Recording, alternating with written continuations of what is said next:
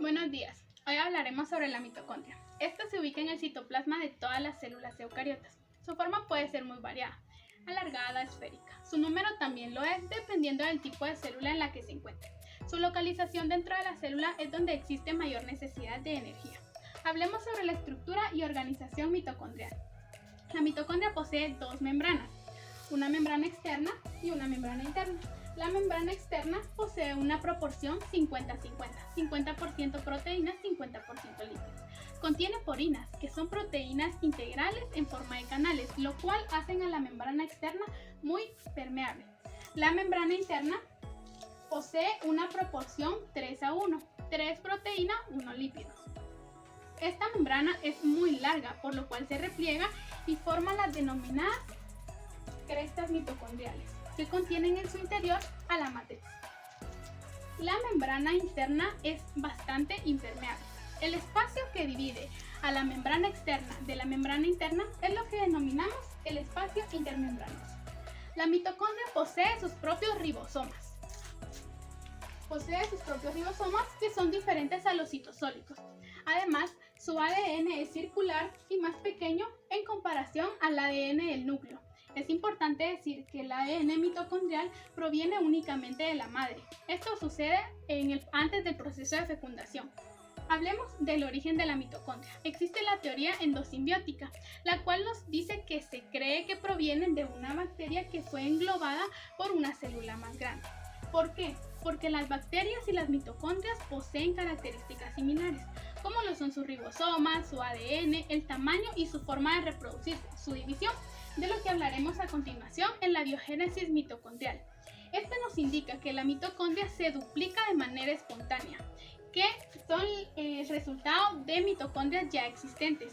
Duplican su ADN mitocondrial y realizan fisión. Pero hay algo importante, las mitocondrias son observables únicamente por microscopio electrónico, por lo cual no se sabe si realizan fisión o fusión, por lo tanto se cree que realizan ambas. La fisión nos indica que una mitocondria se divide para dar resultado 2, y la fusión que dos mitocondrias se unen para formar una sola. Las principales funciones de la mitocondria son la respiración celular o mitocondrial, la síntesis de proteínas en sus ribosomas, la duplicación del ADN mitocondrial, pero la primordial y la principal es que le brindan a la célula la energía necesaria para poder realizar sus actividades. Buenas tardes, mi nombre es Aralisa Ramírez Pérez, soy clase 15 de la sección A y les voy a hablar sobre la glucólisis. La glucólisis es el proceso de que sufre la glucosa para convertirse en dos moléculas de piruvato. Esta es anaeróbica y consta de 10 procesos o reacciones por medio de enzimas. La primera se le agrega una enzima de hexoquinasa. Como podemos ver, acá está la molécula de la glucosa y se le agrega una molécula de fosfato. Entonces tiene que recibir el nombre de glucosa 6-fosfato. En este proceso al ADP se le quita un fosfato y se convierte en ATP. Entonces ya tenemos la glucosa 6-fosfato y ahora se le agrega una enzima de fosfoglucosa isomerasa. Esto provoca que entonces suceda un reordenamiento de los enlaces covalentes para obtener fructosa 6-fosfato. Para nuestra tercera reacción, la enzima fosfofructoquinasa elimina un fosfato del ATP y se lo transfiere a la fructosa 6-fosfato. Esto hace que se convierta entonces en fructosa 1,6-bifosfato. Entonces esta sería la tercera que sí utiliza el consumo, la segunda vez que se utiliza el consumo de energía. Entonces para nuestra reacción número 4 agregamos la enzima de fructosa bifosfato aldolasa. Esto hace que la fructosa de 1,6-bifosfato, que tiene 6 carbonos, convierte a 2 azúcares cada una de 3 carbonos. La primera es la gliceraldehído 3-fosfato y la segunda es la dihidroxiacetona fosfato. Entonces vamos con nuestra quinta reacción. Esta es que al dihidroxiacetona fosfato le agregamos una molécula de trifosfato isomerasa. Esto hace que entonces esta se reorganice y cree 2 gliceraldehído 3-fosfato. Entonces tenemos ya con la glucosa 2 gliceraldehído 3-fosfato y tenemos 2 veces consumido el ATP.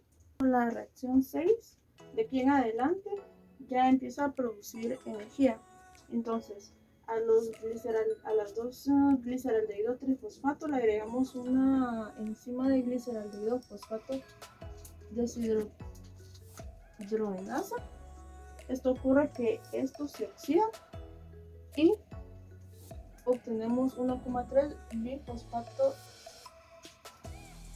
glicerato. Entonces, por cada uno que se oxida, obtenemos un NAD. En este caso, como fueron 2, obtenemos 2 NAD. Entonces, nuestra reacción número 7 es que se le agrega al 1,3 fosfatoglicerato una enzima de fosfoglicerato quinasa. Esto hace entonces que una de estas se le agregue al ADP y se convierta en ATP, y obtenemos también el 3-fosfoglicerato. En nuestra octava reacción, entonces está en el tercer fosfoglicerato, agregamos una molécula de fosfoglicerato mutasa, y esto hace entonces que se coloque en la segunda posición para así crear el 2-fosfoglicerato. Ok, entonces en nuestra novena reacción utilizamos la enzima enolasa. Esto hace entonces que al 2-fosfoglicerato se le elimine una molécula de H2O. En este caso recordemos que estamos trabajando siempre con 2, entonces serían 2 moléculas de H2O para convertir el fosfonolopiruvato. Entonces en nuestra reacción número 10 se le agrega una enzima de piruvato quinasa. Esto hace entonces que se elimine un grupo fosfato al ADP. Esto automáticamente hace que se convierta en ATP, y entonces así es como obtenemos nuestras 2 moléculas de piruvato. Entonces, para concluir con el proceso, recordemos entonces que nos quedamos con 2 moléculas de piruvato, 4 ATP y 2 NADH por cada glucosa. Descarboxilación oxidativa. Aquí es donde inicia el metabolismo aeróbico, es decir, con oxígeno, porque se produce dentro de la matriz mitocondrial. Para esto sabemos que tenemos 2 piruvatos resultantes de la glucólisis, cada uno con 3 carbonos. Para aprendizaje hablaremos solo de uno, pero al final haremos el resumen. Por lo tanto, este piruvato debe atravesar las 2 membranas para llegar a la matriz mitocondrial. La externa es permeable, por lo tanto no le da mucho problema. La interna es impermeable, por lo tanto necesita una proteína de transporte. Este lo ingresa a la matriz mitocondrial, donde ocurrirán 3 reacciones al mismo tiempo, pero hablaremos de cada una de ellas. La primera reacción es la descarboxilación del piruvato, es decir, se le quita un carbono, se produce CO2 y queda con 2 carbonos, por lo tanto ahora se llamará acetilo. La segunda reacción es que se oxida, es decir, se le quita un hidrógeno y se le quita hidrógeno y se le coloca al NAD. Ahora es un NAD reducido porque contiene hidrógeno. Y la tercera reacción es que se le añade al acetilo coenzima A. Por lo tanto, ahora se llamará acetil coenzima A. Como resultado, tenemos entonces que al principio eran 2 piruvatos. Al final tendremos 2 acetil coenzima A, 2 dióxido de carbono, que son desechos, y 2 NAD. Al final de estas reacciones tenemos ganancia, sí la hay, porque se produjeron 2 NAD con hidrógeno, que tienen la capacidad, como veremos posteriormente, de producir 3 ATP cada uno. Hablemos del ciclo de Krebs. El ciclo de Krebs, tiene 8 etapas, y este ciclo de Krebs se lleva a cabo en la matriz de la mitocondria. Un dato muy importante es que a partir de una glucosa se lleva a cabo 2 ciclos de Krebs. Se dice que es un ciclo ya que se comienza con un oxalacetato y se termina con un oxalacetato. Entonces comenzaremos a describir el primer proceso, que se origina desde el acetilcoenzima A. Se dice que esta molécula le dona su grupo acetil al oxalacetato, por lo que se forma una molécula de citrato, también llamado ácido cítrico. En la segunda etapa o el segundo proceso, solo se da un cambio en su estructura, por lo que de citrato cambia a isocitrato. En el siguiente proceso se da una oxidación y descarboxilación de esta molécula, por lo que se libera una molécula de dióxido de carbono.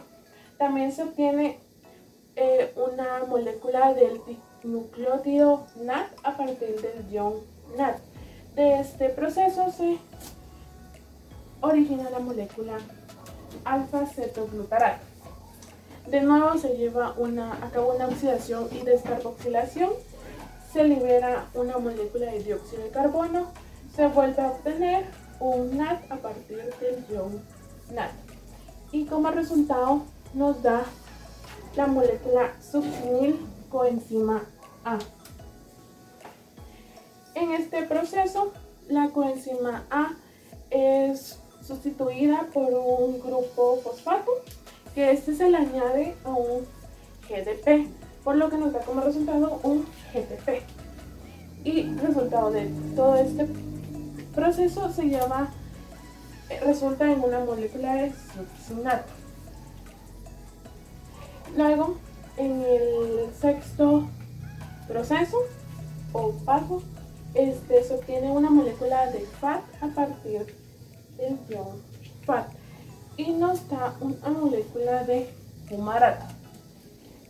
En el siguiente proceso se lleva a cabo una reacción que sería la hidratación, ya que se le agrega una molécula de agua o H2O, lo que nos da como resultado el malato.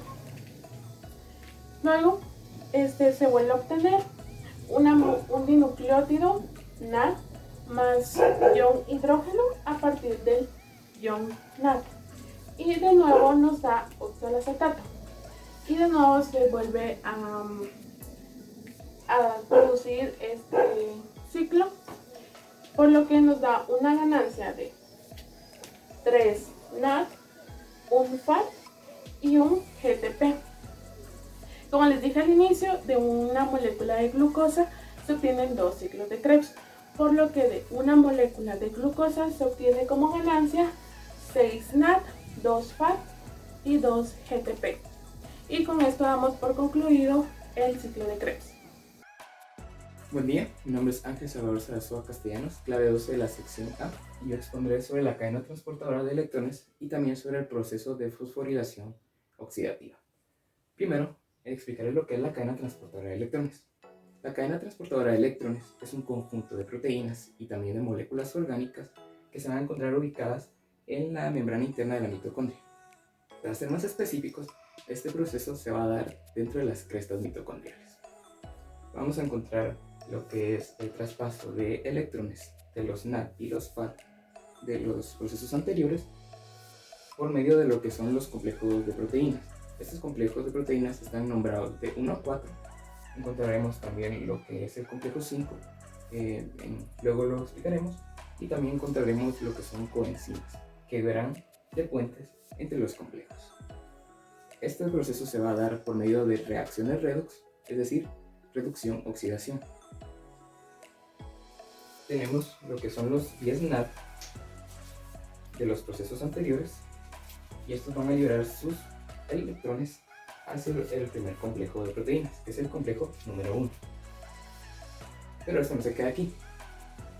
Este complejo aprovecha la energía que pasa dentro de él y va a liberar lo que son protones hidrógeno hacia la porción intramembranosa de la mitocondria. Pero necesita ayuda para pasar al siguiente complejo, que es el complejo de proteína número 3. Para esto se va a necesitar la ayuda de lo que es una coenzima, que en este caso será la coenzima Q, que servirá de puente, que los electrones pasarán del complejo 1 a la coenzima Q y de la coenzima Q pasarán al complejo número 3. Aquí tenemos la presencia del complejo número 2, pero como nos damos cuenta, este complejo no va a atravesar totalmente lo que es la membrana interna de la mitocondria, por lo que este va a recibir lo que son los electrones de los Fa.